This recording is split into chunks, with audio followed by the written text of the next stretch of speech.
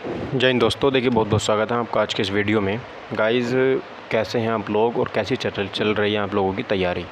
UP police का हमारा जो पेपर है बहुत जल्दी होने वाला है। विवेक सर डेली वीडियोस बनाते ही रहते हैं।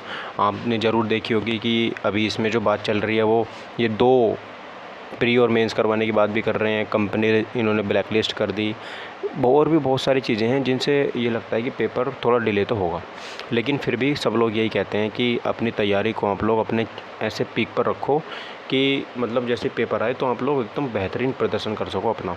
ठीक है, तो गाइज़ मैं आपने देख ही लिया होगा 2 दिन से लाइव मॉक टेस्ट लगा रहा हूँ। टेक्स्ट बुक पे लगाया था एक मैंने, और एक मैंने लगाया था रोज़गार विद अंकित पे।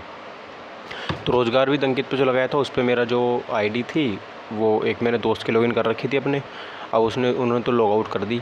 ठीक है, और फिर क्योंकि वो भी तैयारी कर रहे हैं और मैंने टेक्स्ट बुक पे टेस्ट लगाया था, तो पता नहीं ऐसा लगता है कि सब लोग कहते हैं कि जो अंकित सर के RWA पर जो टेस्ट आते हैं वो भारी आते हैं, लेकिन वहाँ पर ऐसा कि मार्क्स मेरे थोड़े अच्छे आते हैं लेकिन टेक्स्ट बुक पे थोड़े मार्क्स घट जाते हैं। पता नहीं, मुझे ऐसा लगता है या ऐसा है नहीं है। आप लोग कमेंट करके ज़रूर बताना। और आप लोगों को कितना स्कोर कर रहे हो टेस्ट में, आप कट ऑफ पार कर रहे हो नहीं कर रहे हो। ठीक है, ये सारी चीज़ें बताना।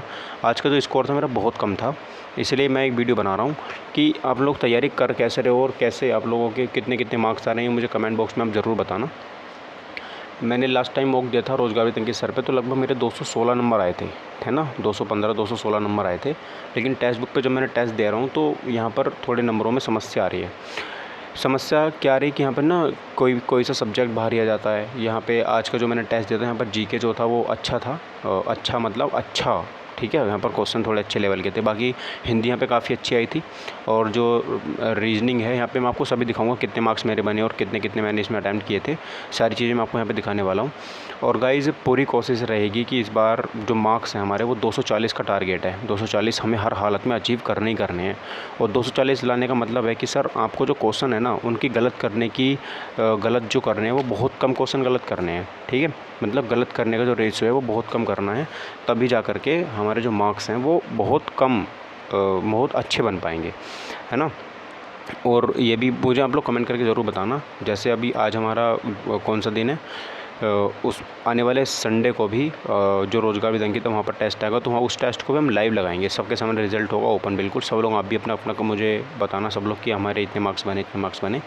ये तो मैंने टेक्स्ट बुक का लगाया था क्योंकि वहाँ पर संडे में ही आता है खाली, तो संडे में मैंने लगा दिया था। अब की बार देखेंगे रोज़गार विद अंकित पर कितने अपने मार्क्स आते हैं। और गाइस पता नहीं क्या हो रहा है कि फ्लेक्सिबल मार्क्स हो जा रहे हैं, कभी हिंदी में गलत हो जाते हैं ज़्यादा तो कभी रीजनिंग में, है ना। और बताना, हालांकि पता नहीं क्या हो रहा है, 2 महीने पढ़ाई का मैंने गैप कर दिया था जिस वजह से मेरे मार्क्स इतने फ्लक्चुएट कर रहे हैं।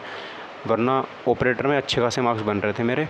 और पता नहीं रिज़ल्ट उसका कब आएगा, बताना आप लोग मुझे कि रिज़ल्ट कब आ रहा है, मैं भी उसका वेट कर रहा हूँ। 325 मेरे उसमें मार्क्स बन रहे हैं और देखते हैं फिर उसमें क्या होगा। 130 क्वेश्चन लगभग है मेरे, ठीक है। और ग्रुप डी से बाहर हैं या अपन GD से अपन बाहर हैं, लेकिन पता नहीं क्या लिखा हुआ है। तो गाइज़ ये एक मानसिक अभिरुचि है, इसमें 11 क्वेश्चन आए थे। हमारी जो फरवरी में पेपर हुआ था ना यूपी पुलिस का, उसमें आपने देखा होगा 17 फरवरी को पेपर हुआ था और 18 फरवरी का हुआ था। तो उसमें जो शिफ्ट थी, 2-2 शिफ्ट होती है, उसमें सब में मानसिक अभिरुचि के 11-11 क्वेश्चन आए थे। तो गाइस जो मानसिक अभिरुचि है वो हाल फिलहाल आप लोग कहाँ से पढ़ रहे हो ये मुझे बताना, और आप लोग कितने क्वेश्चन उसमें सही कर पाते हो। जैसे मैं मानसिक अभिरुचि अटेम्प्ट करता हूँ तो मेरे 11 में से लगभग 8 क्वेश्चन सही हो जाते हैं, 3 क्वेश्चन मेरे गलत हो जाते हैं उसमें रीजनिंग के अंदर, ठीक है। और मैं फ़िलहाल ये मानसिक अभिरुचि मेरे दोस्त की है बुक है, ये इसको मैं देख रहा हूँ। आज मैं इसको पढ़ रहा था तो इसमें मुझे लगा कि हाँ अच्छे क्वेश्चन है, तो मेरे क्वेश्चन में मानसिक अभिरुचि का सुधार आया है, ठीक है। तो आप भी ऐसे बुक को फॉलो करो। जैसे मैं भी बता दूँ मैं क्या क्या फॉलो कर रहा हूँ। तो जैसे ये मानसिक अभिरुचि की बुक मैंने अभी लिया है क्योंकि रीजनिंग में इसके 11 क्वेश्चन है, अच्छा खासा वेटेज है इसका। तो 22 क्वेश्चन अकेले यही मानसिक अभिरुचि खींच के ले जाएगी। तो ये देख रहा हूँ मैं। और गाइज़ अगर आप लोगों के हिंदी में मार्क्स अच्छे नहीं आ रहे ना, हिंदी में आज के टेस्ट में मेरे 32 क्वेश्चन सही थे, ठीक है। 32, 4 गलत थे, नहीं 4 नहीं, लगभग मैंने 2 छोड़ दिए थे, 2 ही गलत थे। तो गाइज़ जो हिंदी के लिए मैं फ़ॉलो कर रहा हूँ वो आप लोग ध्यान से देखना। अगर आपने अभी तक तैयारी शुरू नहीं करी है और आप सोच रहे हो कि मैं अच्छे से उसमें अपना हिंदी में कम से कम कर तो पाऊँ, जो यानी कि जो कोशिश करना चाहते हैं उनके लिए बता दूं, आप कहीं मत भागो। विवेक सर की रोज़ रात को 8 बजे लाइव क्लास ले लो, ठीक है। वो उसमें 2 सेट करवाते हैं हिंदी के। पहला सेट 1 कराते हैं, उसमें 38 क्वेश्चन। दूसरा सेट कराते हैं, उसमें भी 38 क्वेश्चन, और प्लस उसके अंदर गद्यांश भी होता है। और उसके बाद में 15 रचनाएँ, गाइस हिंदी के लिए ना बहुत है। अगर आपने रोज़ 15-15 रचना भी याद कर ली और ये प्रोसेस 30 दिन तक कर ले तो 15 या 45 450 लगभग आप रचना याद कर लोगे, जिसमें वो कई सारे रिपीट करवाते हैं तो आपको याद भी हो जाएंगी। ठीक है। और गाइस आप गद्यांश में यहाँ पर 15 ध्वनि लगभग 30 मिनट 60 गद्यांश प्रैक्टिस कर लोगे। ऐसे मतलब आप बहुत सारा प्रैक्टिस कर लोगे। और हिंदी की डेली क्लास लेनी, उसके नोट्स बनाना अच्छे से। मैं नोट्स दिखा देता हूँ, देखो मैं नोट्स बना रहा हूँ।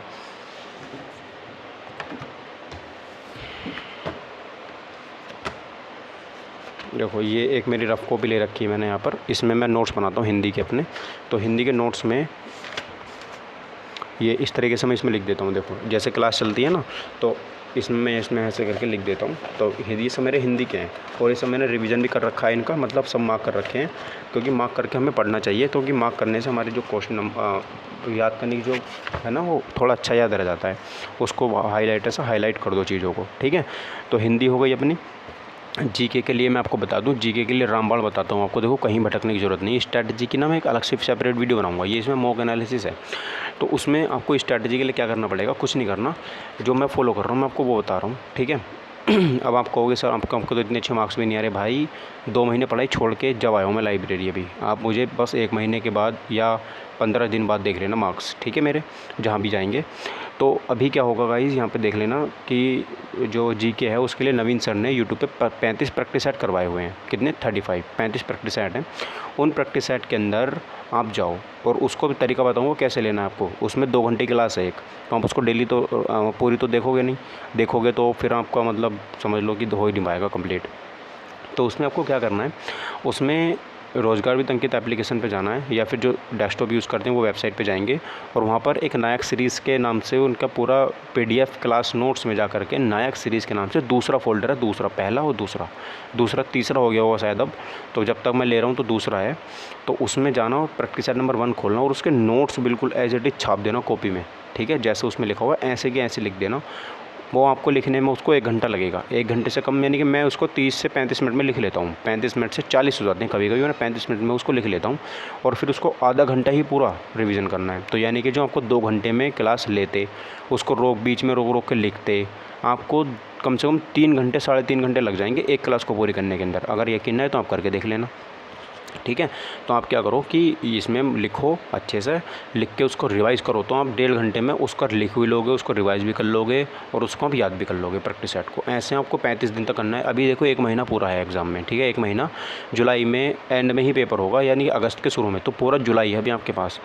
तो और मैं डेली वीडियो बनाऊंगा डेली। ठीक है। मॉक टेस्ट भी डेली लगाऊंगा मैं, डेली मॉक टेस्ट लगाना आपको, 1 mock test daily. Text book का पास नहीं ले रखा तो पास ले लो, क्योंकि टेक्स्ट बुक पर फुल टेस्ट 65 हैं, अकेले 65 देख रहा हूँ आप, 65 टेस्ट हैं टेक्स्ट बुक के ऊपर। और जो आप लोग देखोगे उसमें प्रीवियस ईयर देखोगे तो उसमें प्रीवियस ईयर भी है।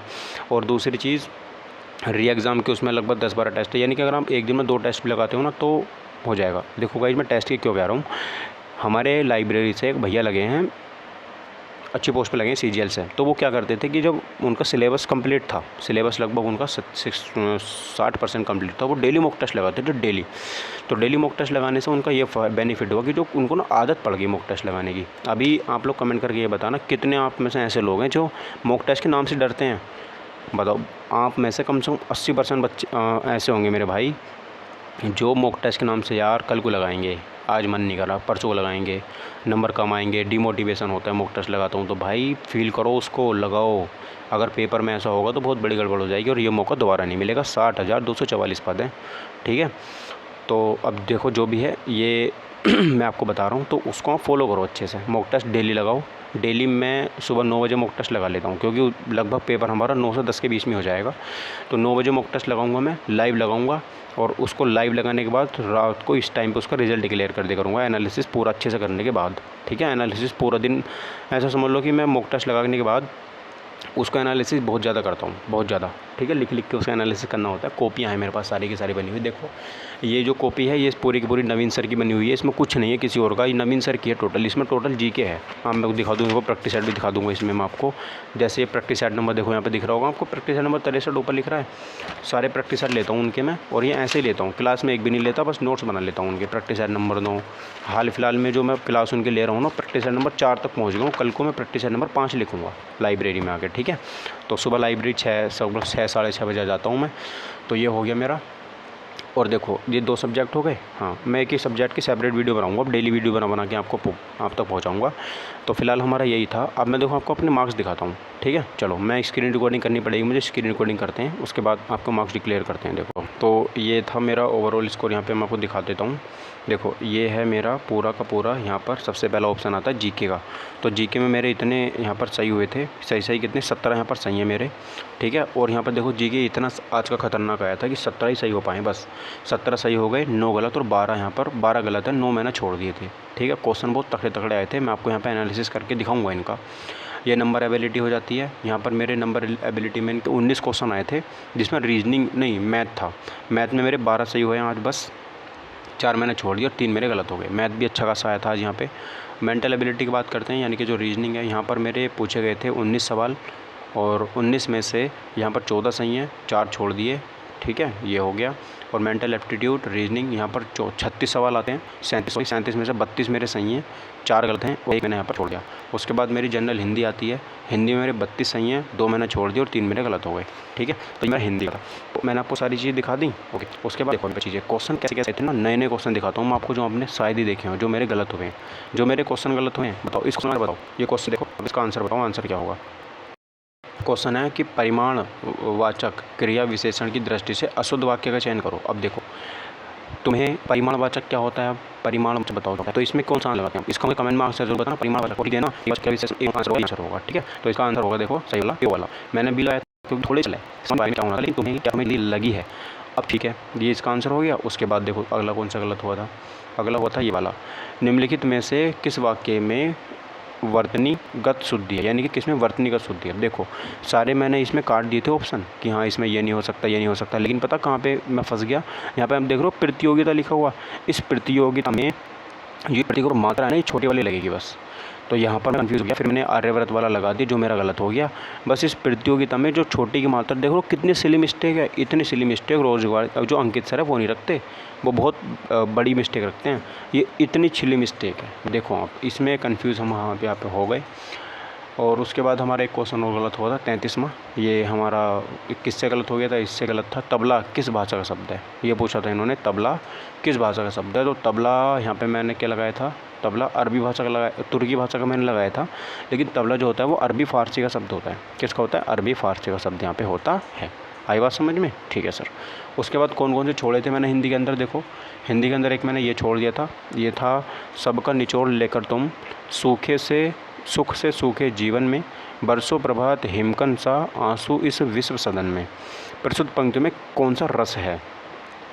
देखो प्रस्तुत पंक्तियाँ निम्न से किसकी हैं। अब देखो आप लोग रचनाएं पढ़ रहे होगे, ये पंक्ति भी पढ़नी पड़ेंगी, पंक्ति भी आ रही हैं, तो हमें टारगेट आपको डेली देना है, यहाँ पर शुरू करूँगा, ठीक है। मैं भी टारगेट से पढ़ाई करूँगा, आप भी टारगेट से पढ़ाई करना। और इनमें ये मुझसे पंक्ति पूछी तो मैंने छोड़ दिया, क्योंकि मुझे पता नहीं था किसकी पंक्ति यहाँ पे हो सकती है। तो मुझे इन्हें देख के क्या लग रहा है कि सबका निचोड़ लेकर तुम सुख से सूखे जीवन में, यानी कि इतना सुख होने के बाद भी फिर भी जीवन में सूख हो गए तुम, बरसों प्रभात हिमकन, बरसों आप हिमकन सा आंसू इस विश्व सदन में, बरस आपको बरसों, ठीक है। तो पता नहीं किसकी होंगी, पंत की लगा देते हैं, जयशंकर प्रसाद की रचना है ये, ठीक है, जो लाइन है हो जाती है यहाँ पर। उसके बाद देखो यहाँ पर हमने और कौन सा छोड़ा था, 32वां और छोड़ा था। इसमें क्या था, रघुवीर सहाय को साहित्य अकादमी पुरस्कार। अब देखो इससे क्या पता चलता है कि साहित्य अकादमी पुरस्कार आपको सारे के सारे रटे हुए होने चाहिए कि किस किस कब कब किस किस को मिला था। साहित्य अकादमी पुरस्कार सारे रट दो। 14% लोग ये आंसर दे पाए हैं इसका, देख रहे हो आप लोग। तो कब मिला था उनको, पता नहीं कब मिला था, 1984 में मिला था, ठीक है, 1984 में, ये आप लोग याद रख लेना। मेंटल एप्टीट्यूड की बात करते हैं तो यहाँ पर मेरा दूसरा ही गलत हो गया था। इसमें क्या था देखो, अच्छा इसको बताओ, इसमें कौन सा अलग लग रहा है। गायकों का समूह गायिका होता है, मंत्री परिषद होता है, सेना जो फ्लॉक और मछली होता है, बताओ। तो इसमें गायकों का समूह होता है ना, है ना, जो सिंगर होते हैं उनको क्या बोलते थे, क्या उनको गायक ही बोल देंगे, ठीक है। तो सर मैंने यही लगा दिया था इसका, बल्कि इसका फ्लॉक होता है। फ्लॉक क्या होता है, मछली। डी ऑप्शन इसका सही होगा, जो मैंने गलत कर दिया था, ठीक है। और कौन सा गलत था, मैंने ये करा था, देखो ये उससे गलत हो गया, मानसिक अभिरुचि से। इसमें क्या पूछा था, आप एक कंसल्टेंसी में IT विशेषज्ञ हैं, लेकिन आपको सौंपा गया कार्य मानव संसाधन से संबंधित है। यह एक ऐसा क्षेत्र है जिसमें आपको सीमित ज्ञान है, आप क्या करेंगे बताइए। आपको ज्ञान क्या है, बहुत सीमित है, और आपको मतलब ज़्यादा नॉलेज भी नहीं है, तो आप क्या करोगे बताओ, ये आपसे पूछा है, ठीक है। क्या करोगे आप, तो आप देखो यहाँ पे क्या कर सकते हो, सीमित कार्य करेंगे, नहीं सीमित कार्य तो हम नहीं करेंगे, सहकर्मियों से मदद लेंगे और सीखने के बाद कार्य को समाप्त करेंगे और वरिष्ठ को सूचित करेंगे कि आपने कार्य को समाप्त कर, साथ ही नहीं, ये नहीं करेंगे मदद कि हम काम को तो हमें हाथों हाथ समाप्त करना पड़ेगा ना, पहले हम सीखेंगे उसके बाद कंप्लीट करेंगे, ऐसा नहीं। और मैंने यही लगा दिया था जल्दी जल्दी में पढ़ने के चक्कर में। प्रदत्त कार्य के समय आप बॉक्स को प्रासंगिक अनुभव ना होने के बारे में सूचित करेंगे, बिल्कुल सही है, ये आप कर सकते हो, अपने बॉस को ही बता सकते हो कि सर मुझे इस काम का अनुभव नहीं है। वरिष्ठ के लिखित रूप में सूचित करेंगे कि आपको यह कार्य आपके किसी सरोकार का नहीं है, ये लग रहा है मुझे, देखो सी वाला सही है, जबकि मैंने बी लगा दिया था जल्दी जल्दी में पढ़ने के प्रेशर में। प्रेशर बहुत होता है एग्ज़ाम का, ठीक है, उस प्रेशर को भी एग्ज़ाम में हमें झेलना पड़ता है। अब 14वां क्वेश्चन मैंने छोड़ दिया था, यहाँ पर देखो मैं कोड नहीं पकड़वाया कि स्विंग को 68 लिखा जाता है, स्विच को 86 लिखा जाता है। वैसे क्वेश्चन हल्का था, ये आसान क्वेश्चन था, इसमें 34% लोगों ने आंसर सही कर दिया इसका। तो यहाँ पर क्या हो जाएगा, लगभग देख लेते हैं 100 ही आंसर है। देखो इसका क्या है 100, तुक्का भी सही गया है। क्या हुआ था इसमें देख लेते हैं एक बार। देखो यहाँ पर इन्होंने अपोजिट लेटर का यूज़ करा था, अपोजिट लेटर लिखने के बाद उसमें इन्होंने सम करा था, बट मेरे पास टाइम कंपल्सरी था और मैं बोर सा हो रहा था, टेस्ट लगाता हो तो इसलिए मैंने कंप्लीट कर लिया जल्दी। दूसरा देखो कथन, जो व्यक्ति देर से सोते हैं वे कम उम्र में उच्च रक्तचाप से पीड़ित हो जाते हैं। अच्छा, मतलब जो देर से सोते हैं उनकी बात कर रहा है ये, जो देर से सोते हैं, ठीक है भाई। जो व्यक्ति समय पर सोते हैं वे रक्तचाप से पीड़ित नहीं होंगे, ऐसा है, बताओ। वृद्ध व्यक्ति जो देर से सोते हैं वे उच्च रक्तचाप से पीड़ित नहीं होंगे, क्या होगा, ना तो एक सही होगा इसमें ना ही हो। मैंने इसमें पहला लगा दिया था कि पहला अनुसरण करता है, ये मेरा गलत हो गया। रीजनिंग की बात कर रहा हूँ सर मैं, रीजनिंग की, ठीक है, आप भी ज़रूर एनालिसिस करे करो। देखो ये मेरा क्वेश्चन गलत हो गया था यहाँ पे, ये क्वेश्चन काफ़ी पढ़ने के बाद गलत हुआ था, तो यहाँ पर लगभग दी गई जानकारी यहाँ पर पर्याप्त नहीं थी। इसमें एक जानकारी मैं मिस कर गया था जो मैं पढ़नी भूल गया था, यानी कि मैं उसको पढ़ नहीं पाया और मैंने एकदम से सारी पढ़ी, बाकी सारी सही है इसके अंदर। इसी तरह जैन का जन्म 8/1983 को बिल्कुल सही है। एमटेक में 53% चाहिए, 50% की ज़रूरत थी। 3 वर्ष से एक संस्था से डिज़ाइनर का काम विभाग में काम करी थी, बिल्कुल सही है। बीटेक में उसके 57%, बिल्कुल सही है, ठीक है। इसमें एक जानकारी छूट गई थी जिसकी वजह से हम निर्णय नहीं ले सकते थे, तो ये मेरा हो गया मानसिक एप्टीट्यूड। अब एबिलिटी में जाते हैं। देखो इसमें 7वां क्वेश्चन मैंने छोड़ा था, यहाँ पर क्वेश्चन है कि किसी निश्चित संख्या में हाथी और इतनी ही संख्या में महिलाएं कहीं जा रहे हैं। आधी महिलाएं अपने हाथियों की पीठ पर बैठी हैं जबकि शेष महिला अपने हाथियों को लेकर चल रही हैं। यदि ज़मीन पर चलने वाले पैरों की संख्या 90 है तो वह कितने हाथी हैं, ये मुझसे पूछा था, ठीक है। तो मुझे क्या करना था इसमें बताओ, आधे से आधी महिलाएं हैं, कैसे करेंगे, आसान क्वेश्चन था ये। मतलब हमने पढ़ा था ना, पैरों की संख्या डबल कर दो, फिर उसमें जो सिर दे रखे उनसे भाग कर दो, ऐसा करके हम कर सकते थे इसको आराम से, ठीक है। चलो 18 आंसर है इसका, आई बात समझ में। देख लो कैसे करेंगे, सॉल्यूशन देख लेते हैं। ये हमने यहाँ पर किया है, इक्वेशन बनाई है इन्होंने, आप अपने तरीके से कर लेना, मैंने तो कर लिया, शॉर्ट तरीका है इसका, ठीक है। आप देखो सॉल्यूशन, ये मेरा एक सवाल आया था इस तरीके का ग्राफ वाला, ये भी आपको करना पड़ेगा। ये भी मेरा ग्राफ वाला सवाल आया था, ये भी आपको करना है, ठीक है। उसके बाद ये मेरा कथन निष्कर्ष, और ये मेरा 18वां, ये मेरा इसमें त्रिभुज गिनने थे, ठीक है। आसान था ये भी, बट बस आज पता नहीं कैसे कैसे इतने सारे क्वेश्चन मैंने गलत कर दिए, मुझे भी नहीं पता।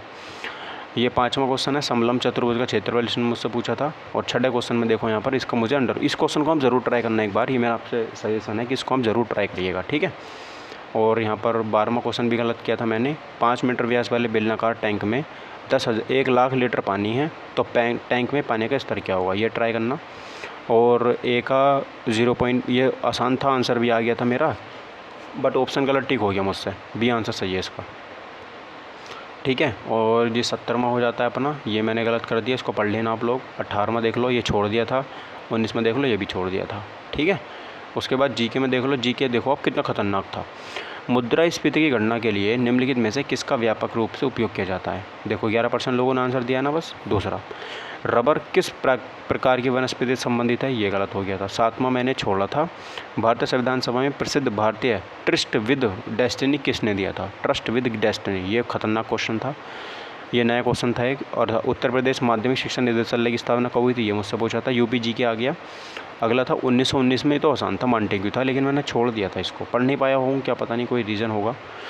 अगला, महाकुंभ मेले की तिथि खगोलीय रूप से सूर्य, चंद्रमा और डैश की स्थिति का अध्ययन करने के बाद निर्धारित की जाती है। ये भी अच्छा क्वेश्चन था, इसको भी आप देख लेना एक बार, ठीक है।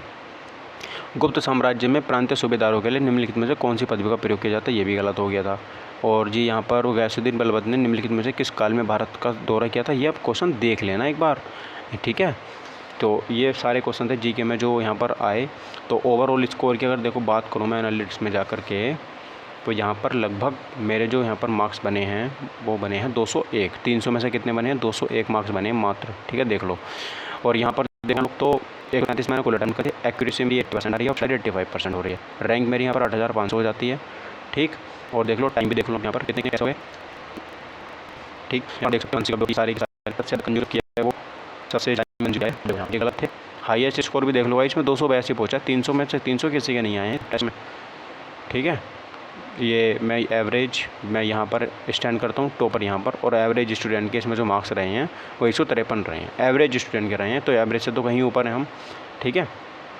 और 54 टॉपर जो है इसको 54 मिनट में कंप्लीट कर पा रहे हैं, तो यानी कि हमारा टाइम भी अभी लगभग 20-30 मिनट ज़्यादा हो रहे हैं, तो ये भी हमें सुधारना है, ठीक है। ये सारी चीज़ें आप एनालिसिस करे करो ताकि आपका भी इसमें बहुत बेनिफिट होगा, ठीक है दोस्तों। चलो तो मिलते हैं अब अपने अगले वीडियो में, तब तक के लिए thank you for watching my video, take care, bye bye, जय हिंद, वंदे मातरम।